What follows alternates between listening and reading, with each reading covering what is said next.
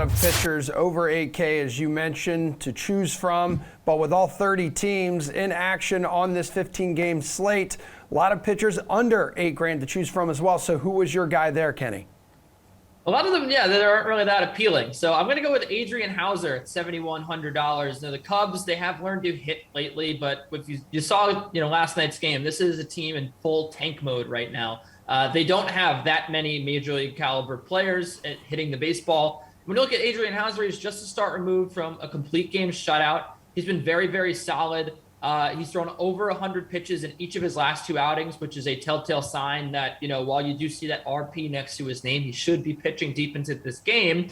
And what I'm looking at closely is he's had over 10 ground balls in each of his last two starts. Chicago, a pretty extreme ground ball team, over 42% of the time, ball going on the ground. So I think that this is a pretty good formula here for potentially a win, potentially 6 good innings from Adrian Houser, maybe even better. He's figured out how to pitch, and it's not very difficult to pitch to this Cubs team.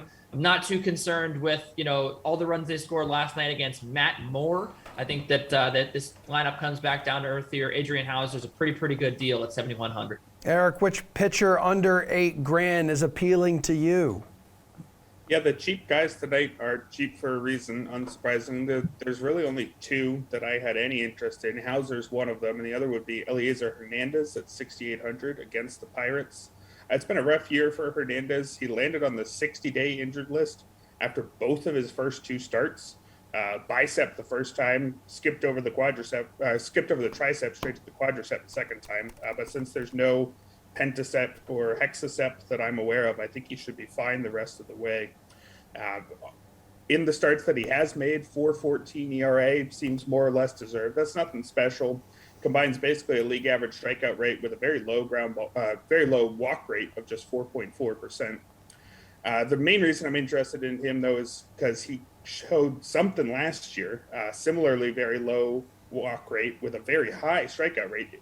It came over just 6 starts, but 32.1% last year is really something.